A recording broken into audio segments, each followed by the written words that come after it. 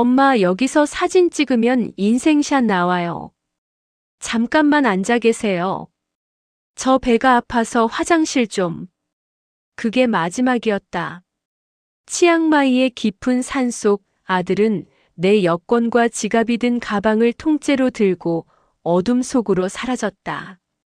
10분, 1시간, 그리고 밤이 찾아올 때까지 나는 바위 위에 앉아 아들을 기다렸다. 길을 잃은 줄만 알았다. 설마 하나뿐인 아들이 늙은 어미를 말도 안 통하는 타국 숲속에 버릴 줄은 상상도 못했으니까. 하지만 멀리서 들려온 엔진 소리와 함께 깨달았다.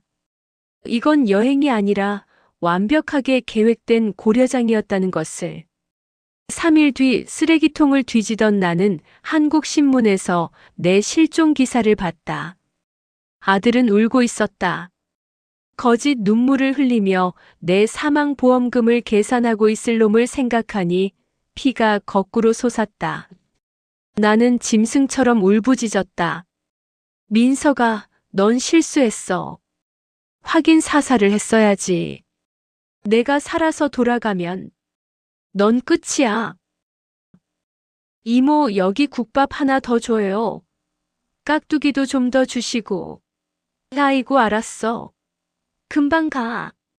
새벽 4시부터 끓여낸 육수 냄새가 진동하는 서울의 한 재래시장. 김영수는 쉴 새 없이 국자를 놀렸다. 허리춤에 찬 전대는 1,000원짜리 지폐들로 불룩했다. 낡아 빠진 꽃무늬 몸빼 바지에 고무신을 신고 머리에는 흰 수건을 동여맨 영순의 모습은 영락없는 시장통 욕쟁이 할머니였다. 그녀의 손은 거칠었고 손톱 밑에는 늘 콩나물대와 고춧가루가 끼어 있었다. 누가 알까? 초라한 국밥집 할머니가 시장 건너편에 있는 5층짜리 메디컬 빌딩의 주인이라는 사실을. 영수는 악착같이 살았다. 남편이 일찍 세상을 떠나고 핏덩이 같은 아들 민석을 홀로 키우기 위해 안 해본 일이 없었다. 파출부, 식당 설거지, 노점상.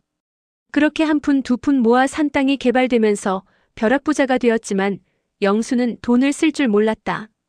오직 하나뿐인 아들 민석을 위해서라면 제사를 깎아먹여도 아깝지 않았다. 민석은 그녀의 자부심이자 종교였다. 엄마. 점심 장사가 끝나고 잠시 숨을 돌리던 영순의 귀에 익숙하고 달콤한 목소리가 들렸다. 고개를 드니 말끔한 양복을 입은 민석이 서 있었다. 훤칠한 키에 번듯한 외모. 시장 사람들이 영순 씨네 아들은 개천에서 용났어라고 할 때마다 영순의 어깨는 으쓱해지곤 했다. 어이구, 우리 아들 왔어. 밥은? 밥 먹었어? 영수는 젖은 손을 앞치마에 황급히 문지르며 아들을 반겼다. 민석은 난처한 듯 코를 살짝 찡그리며 국밥집 특유의 누린내를 피하려는 듯 뒤로 물러섰지만 영수는 눈치채지 못했다. 엄마, 밥은 됐고요. 이거 받으세요. 민석이 내민 것은 노란색 서류 봉투였다. 이게 뭐요? 비행기 티켓이에요. 태국 치앙마이. 뭐? 태국? 네. 다음 주에 저 휴가 냈어요. 엄마 평생 비행기 한번 못 타보셨잖아요. 이제 고생 그만하고 저랑 효도 여행 다녀오세요. 호텔도 제가 제일 좋은 데로 예약했어요. 영순의 눈이 휘둥그레졌다. 평생 시장 바닥을 기어다니느라 여권 하나 만들어 본 적 없는 그녀였다. 아이고, 야야. 돈이 어디 있어서. 그리고 가게는 어쩌고. 그 가게 며칠 문 닫는다고 안 망해요. 그리고 저 이번에 성과급 많이 받았어요. 엄마 호강시켜 드리려고. 민석이 영순의 거친 손을 잡았다. 그 따뜻한 온기에 영순의 눈시울이 붉어졌다.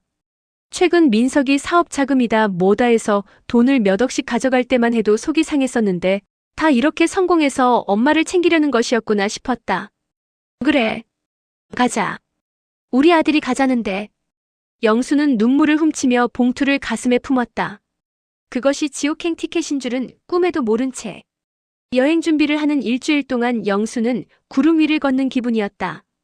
시장 옷가게에서 난생처음 화려한 원피스도 사고 챙이 넓은 모자도 샀다.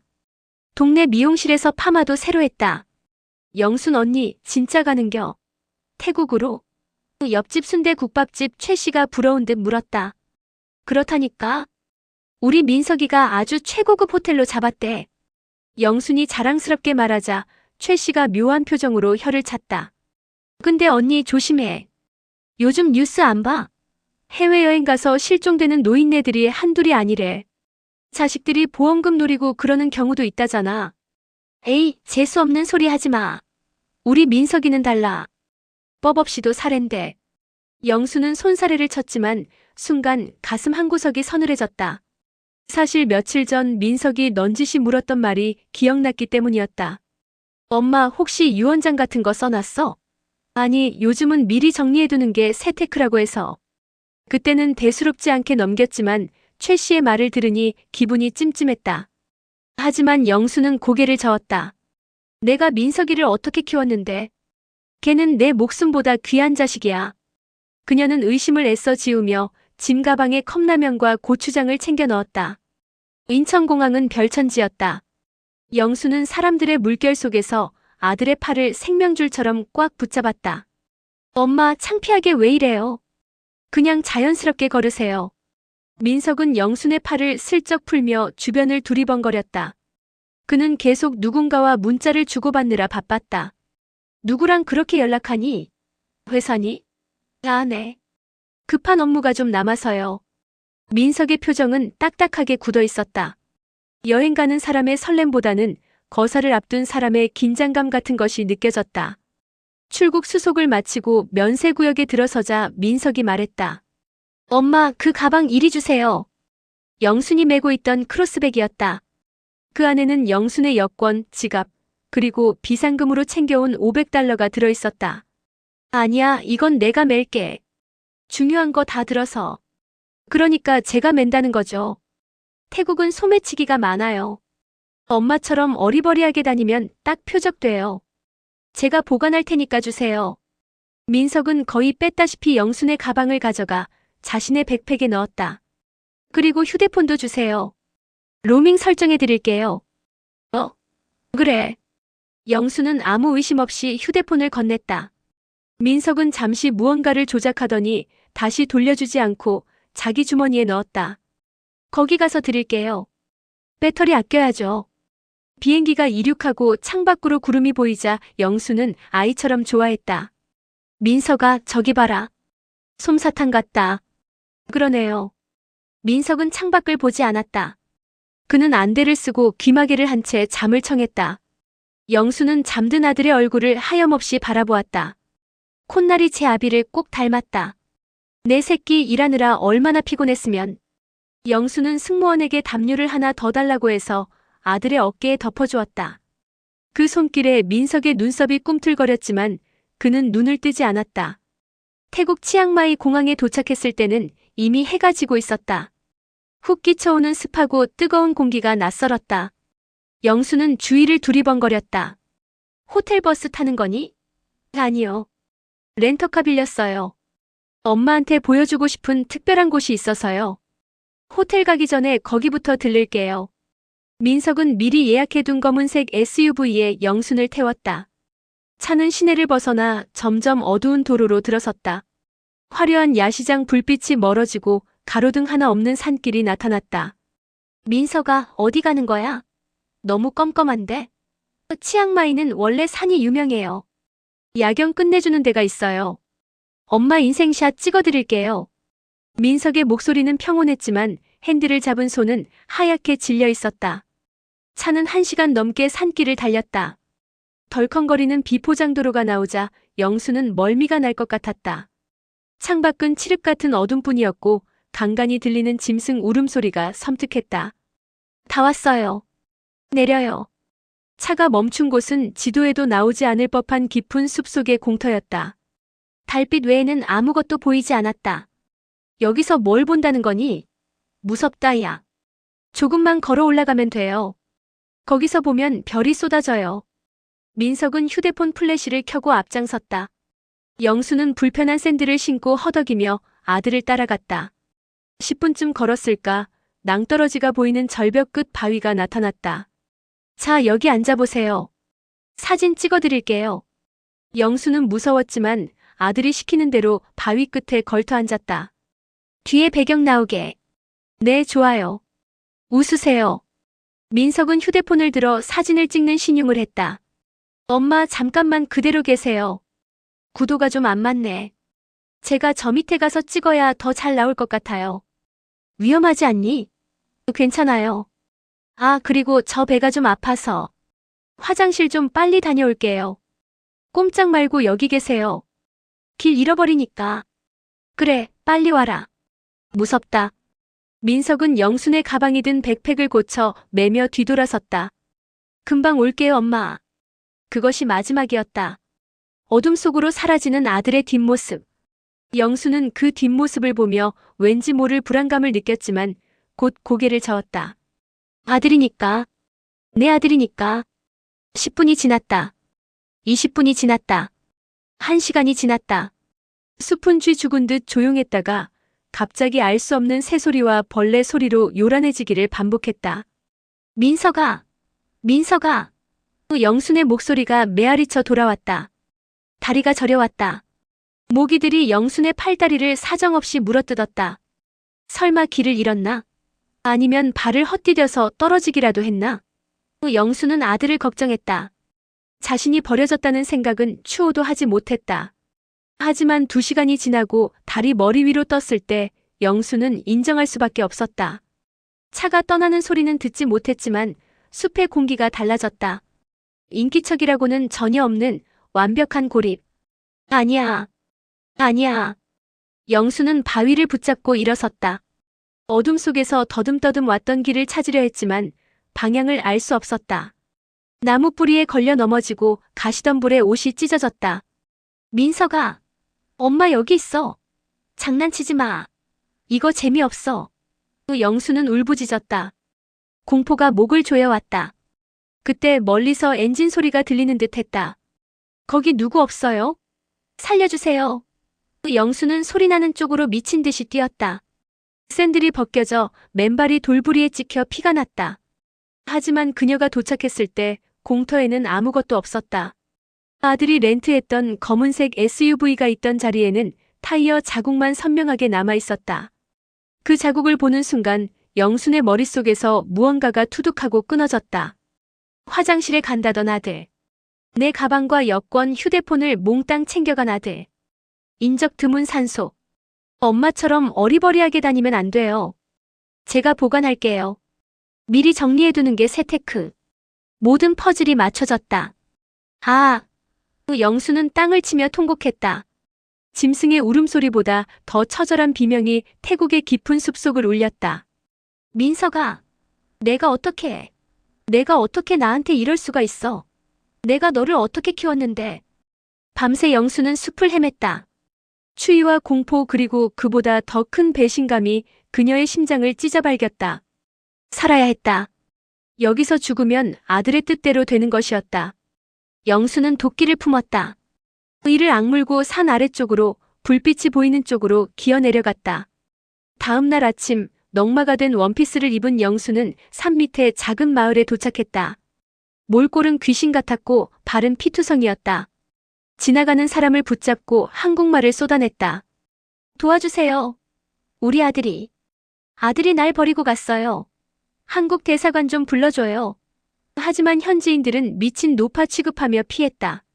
말이 통하지 않았다. 폴리스. 겨우 짧은 영어를 외쳐봤지만 시골 마을 사람들은 그녀를 경계할 뿐이었다. 영수는 며칠 동안 정처 없이 걸었다. 배가 고파 시장 바닥에 떨어진 과일 껍질을 주워 먹었고 목이 말라 흙탕물을 마셨다. 여권도 신분증도 없으니 숙소를 구할 수도 없었다. 그녀는 치앙마이 시내까지 30km를 걸어서 이동했다. 일주일 후 영수는 치앙마이 시내의 한인 식당 근처 쓰레기통을 뒤지고 있었다. 한국 음식 냄새가 너무 그리웠기 때문이었다. 그때 누군가 식당 앞에 버리고 간 한국 신문이 눈에 들어왔다.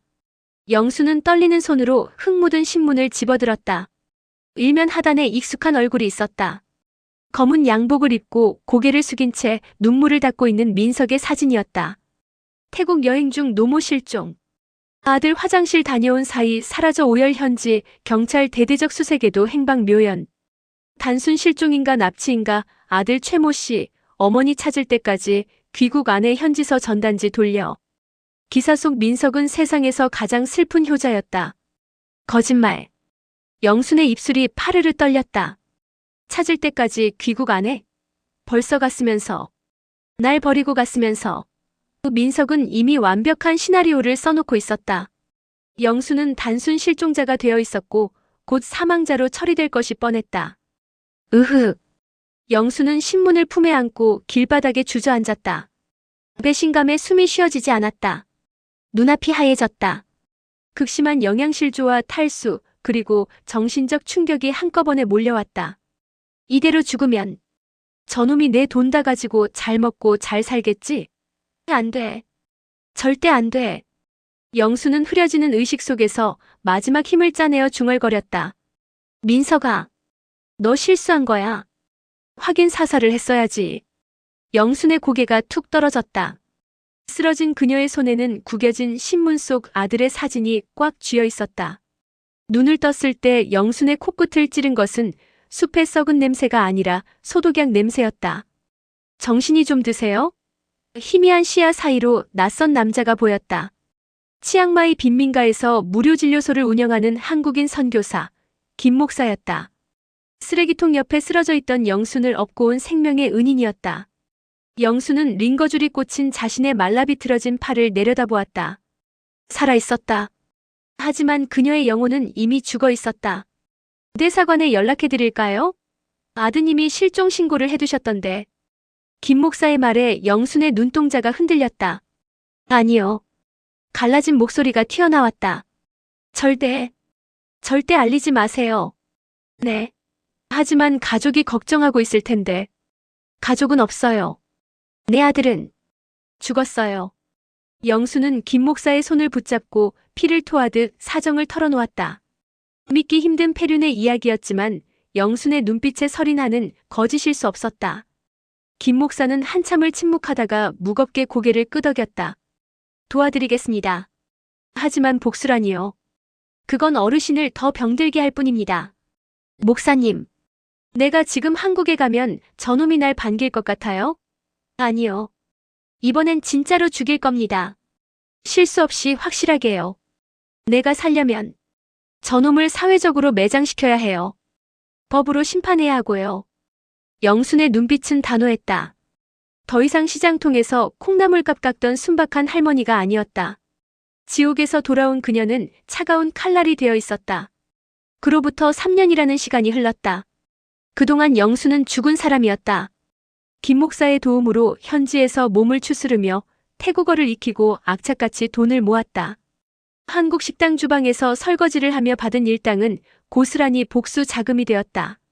그리고 마침내 브로커를 통해 위조 신분증을 구했다. 이름은 박복자. 인천공항 입국장을 빠져나오는 영순의 모습은 3년 전과 판이하게 달랐다. 허리는 굽었고 흰머리는 염색하지 않아 희끗희끗했으며 얼굴에는 검버섯 분장을 했다. 아무도 그녀를 수십억 자산가 김영순으로 알아보지 못했다. 서울에 도착하자마자 영순이 가장 먼저 찾은 곳은 자신이 평생을 바쳐 일군 시장통 건물이 아니었다. 아들 민석이 새로 이사 갔다는 한남동의 고급 아파트 단지였다. 민석은 영순이 실종 선고를 통해 법적으로 사망 처리되자마자 상속받은 건물과 땅을 금매로 팔아치우고 이곳으로 숨어들었다. 영순은 아파트 단지 상가 화장실에서 청소부 유니폼으로 갈아입었다. 마스크를 쓰고 모자를 깊게 눌렀었다.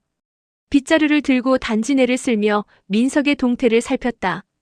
오후 2시 지하 주차장에서 익숙한 차가 빠져나왔다. 민석이었다.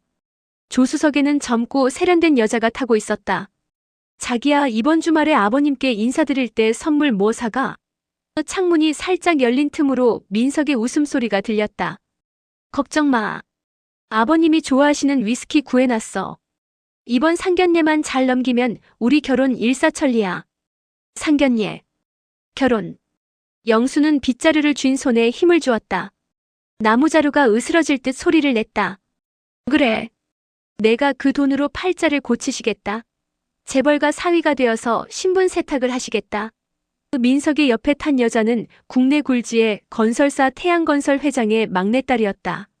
민석은 어머니의 피 묻은 돈으로 명품을 휘두르고 재벌가에 기생하여 완벽한 신분 상승을 꿈꾸고 있었다. 영수는 민석의 그림자가 되었다.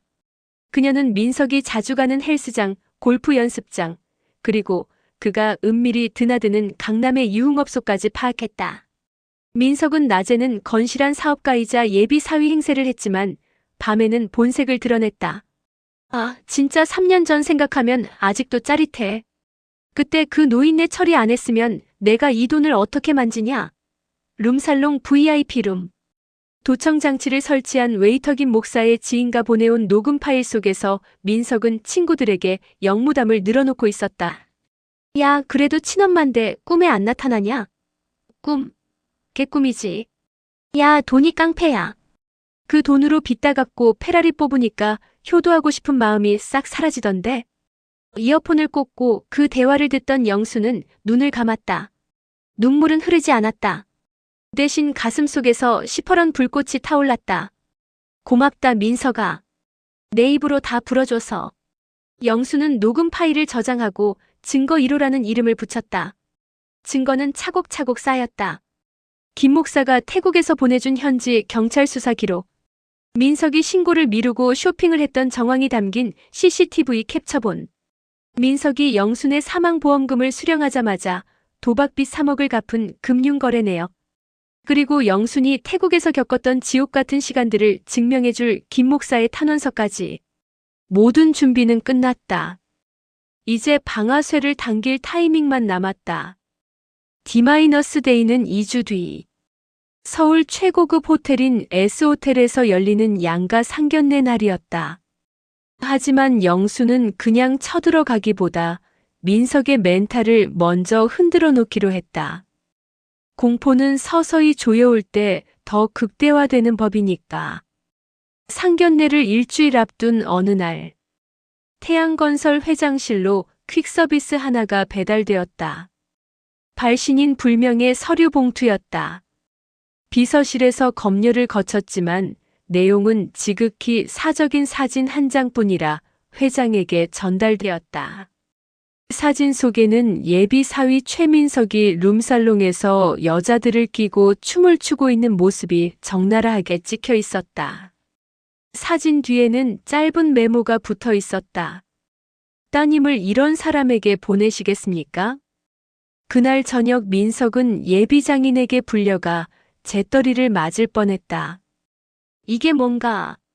자네 내 딸을 뭘로 보고 밖에서 이 짓거리야? 회장님, 오해입니다. 이건 예전에 사업차 접대 때문에 어쩔 수 없이. 접대? 접대를 룸살롱에서 우통 벗고 하나? 당장 결혼 없던 걸로 해. 민석은 무릎을 꿇고 싹싹 빌었다. 예비 신부인 혜진이 울며 불며 아빠를 말린 덕분에 겨우 파혼은 면했지만 분위기는 최악으로 치달았다. 호텔 로비 구석 청소부 복장을 한 영수는 헝클어진 머리채를 하고 쫓겨나는 민석을 보며 차갑게 웃었다. 아프니? 억울해? 그건 시작도 안 했어. 민석은 미칠 지경이었다. 누가 이런 짓을 했을까? 경쟁업체? 아니면 돈을 뜯어내려는 꽃뱀? 그는 흥신소에 의뢰해 뒷조사를 시작했다. 누군지 잡아와. 내 인생 망치려는 새끼 가만 안 둬. 민석의 신경은 날카로워질 대로 날카로워졌다. 그는 밤마다 악몽을 꿨다. 태국 숲속에서 민석아 라고 부르는 엄마의 목소리가 들리는 듯했다. 그러던 중 위기가 찾아왔다.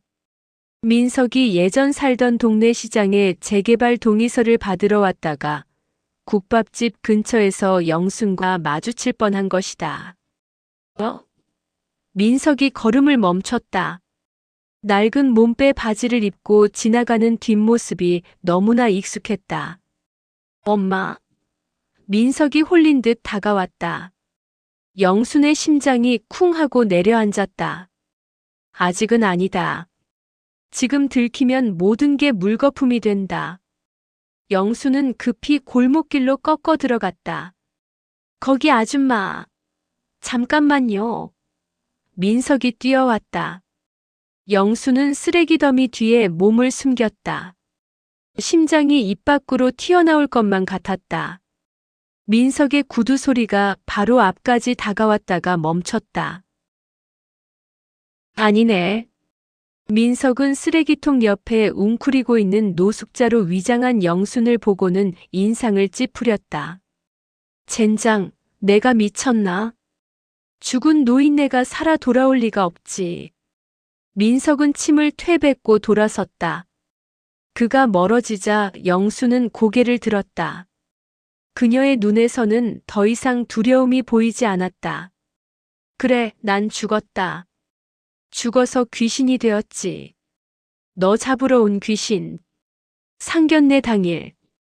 S호텔 3층 연회장. 영수는 호텔 비상계단에서 옷을 갈아입었다.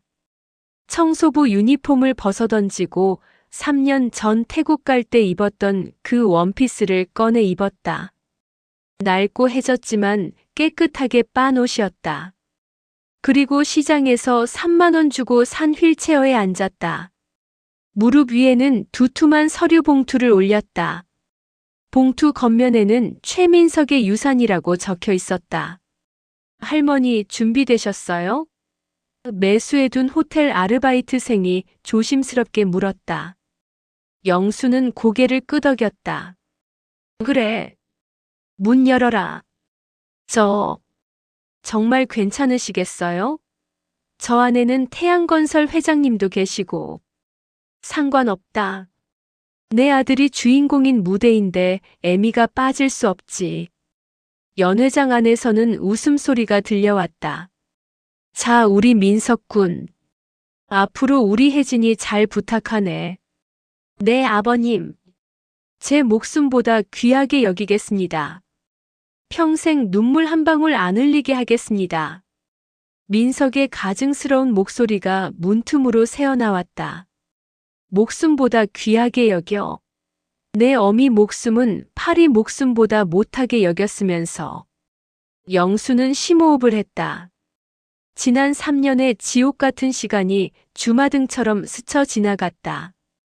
태국 숲속의 추위. 쓰레기통을 뒤지던 배고픔. 아들의 배신을 확인했을 때의 절망. 그리고 오늘만을 기다리며 삼켰던 피눈물. 이 모든 것을 끝낼 시간이었다. 들어가자. 영순의 지시에 아르바이트생이 연회장의 육중한 양문형 문을 천천히 밀었다. 끼잉 마이너스 문이 열리는 소리와 함께 화려한 샹들리에 불빛이 영순의 얼굴 위로 쏟아졌다. 건배사를 하려던 태양건설 회장, 수줍게 웃던 신부, 그리고 샴페인 잔을 들고 세상 가장 행복한 표정을 짓고 있던 민석. 모든 시선이 입구로 쏠렸다. 정적. 숨막히는 정적이 흘렀다. 휠체어에 앉은 백발의 노파. 민석의 눈이 찢어질 듯 커졌다. 손에 들고 있던 샴페인 잔이 바닥으로 떨어졌다. 쨍그랑 마이너스. 파열음이 정적을 깼다. 민석은 마치 악령을 본 사람처럼 뒷걸음질 쳤다. 얼굴에서 핏기가 완전히 사라져 시체처럼 창백해졌다. 영수는 휠체어 바퀴를 천천히 굴리며 또각또각 소리를 내며 연회장 중앙으로 나아갔다. 그리고 민석의 눈을 똑바로 바라보며 지옥에서 끌어올린 목소리로 입을 열었다. 내 아들이 어머니 팔아먹고 장가간다는데 애미가 와봐야지. 안 그러냐, 민석아? 어머니? 정말 어머니세요? 민석의 목소리가 덜덜 떨렸다. 그는 마치 헛것을 본 사람처럼 눈을 비비며 뒷걸음질 쳤다. 하얗게 질린 얼굴 위로 식은땀이 비 오듯 흘러내렸다. 연회장은 찬물을 끼얹은 듯 고요했다. 하객들의 시선이 휠체어에 앉은 영순과 사시나무처럼 떠는 민석을 번갈아 향했다. 왜? 귀신이라도 본 것 같으냐? 하긴 내가 나를 태국 산골짜기에 버리고 온 지 딱 3년이 됐으니까.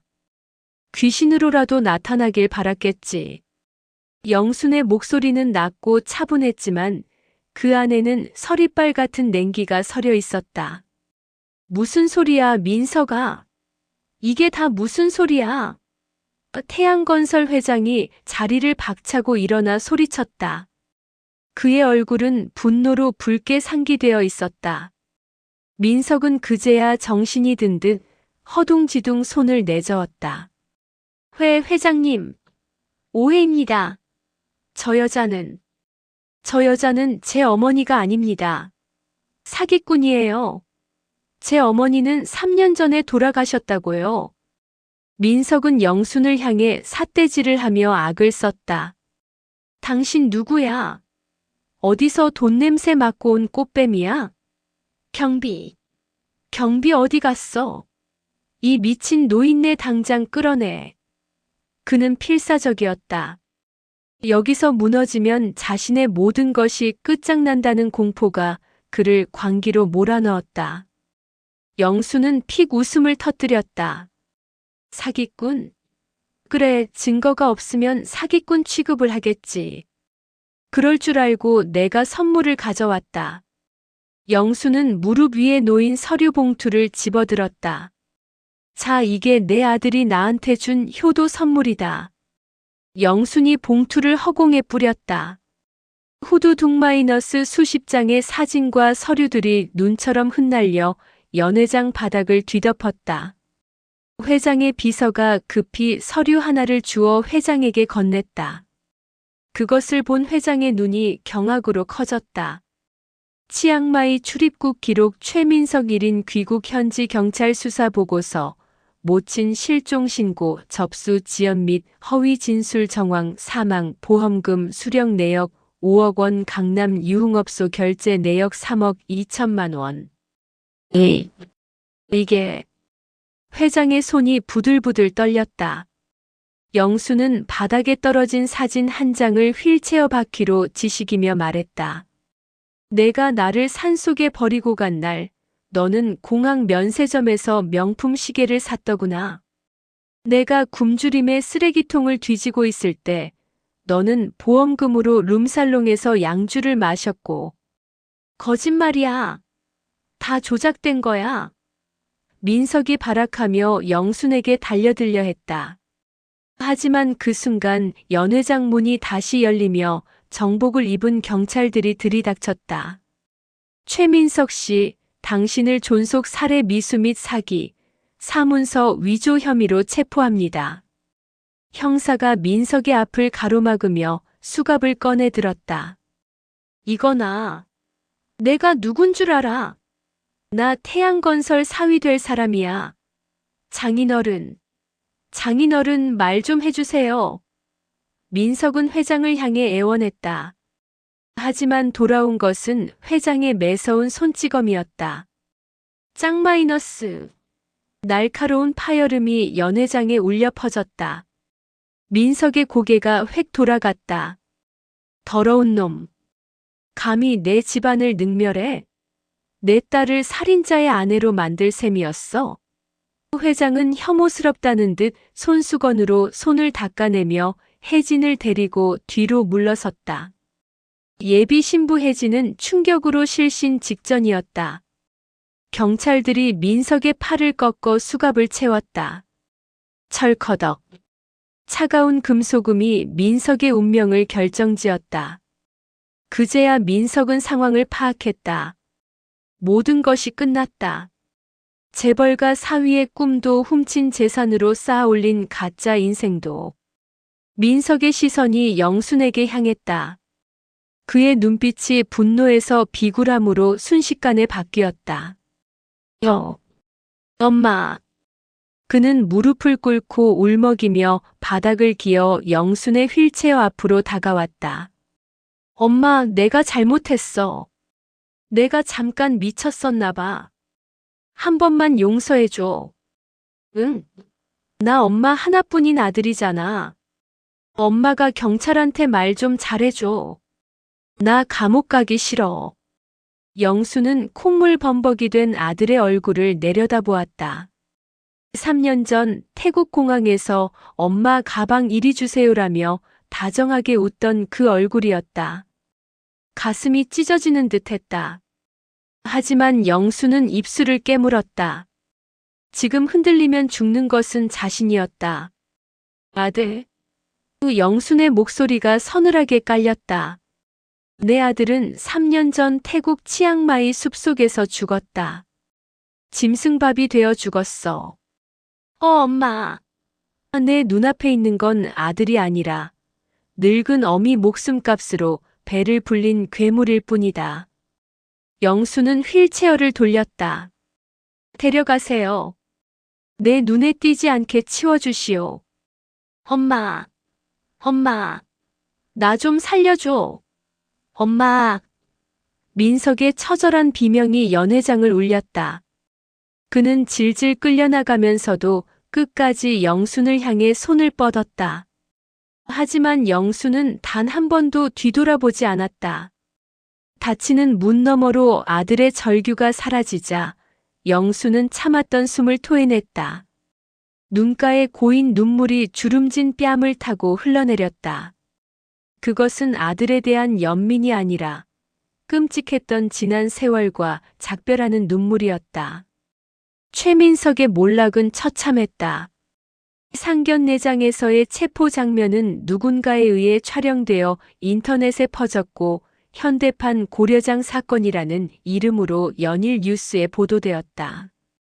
국민적인 공분이 일어났다. 태양건설 측은 이미지 타격을 우려해 최민석을 상대로 거액의 손해배상 소송을 청구했다. 재판은 싱겁게 끝났다. 영순이 모아둔 증거가 너무나 완벽했기 때문이었다. 민석은 존속 살해 미수, 유기, 사기, 횡령 등의 혐의가 모두 인정되어 징역 12년을 선고받았다. 가명을 위해 영순에게 수십 통의 반성문을 보냈지만 영순은 봉투를 뜯지도 않고 모두 반송했다. 그는 감옥 안에서도 다른 수감자들에게 페류나라고 손가락질 받으며 지옥 같은 나날을 보내게 되었다. 영수는 민석이 빼돌렸던 재산을 모두 환수했다. 건물도 땅도 다시 그녀의 명의가 되었다. 하지만 그녀는 그 돈을 예전처럼 금고에 쌓아두지 않았다. 영수는 재산의 80%를 독거노인과 학대 피해 아동을 돕는 재단에 기부했다. 돈 때문에 자식이 부모를 버리는 세상이잖아요. 이 돈이 좋은 곳에 쓰여서 다시는 나 같은 늙은이가 없었으면 좋겠어요. 기자회견장에서 영순이 한 말은 사람들의 심금을 울렸다. 1년 후 인천국제공항. 출국장 게이트 앞에 세련된 선글라스를 끼고 트렌치코트를 입은 여성이 서 있었다. 김영순이었다. 그녀의 곁에는 더 이상 짐을 들어주겠다며 음흉한 속내를 감춘 아들도 낡은 보따리 가방도 없었다. 대신 그녀의 손에는 최고급 캐리어와 1등석 티켓이 들려 있었다. 어르신 조심히 다녀오세요. 배웅 나온 김 목사가 손을 흔들었다. 그는 이제 영순의 가장 든든한 친구이자 양아들 같은 존재가 되었다. 그래요, 목사님. 이번엔 진짜 여행이니까 걱정 말아요. 영순이 환하게 웃었다. 3년 전 아들의 손에 이끌려 떠날 때와는 비교도 할 수 없이 편안하고 당당한 미소였다. 어디로 가세요? 이번에도 태국입니까? 아니, 이번엔 유럽이다. 스위스 가서 진짜 알프스 산을 볼 거야.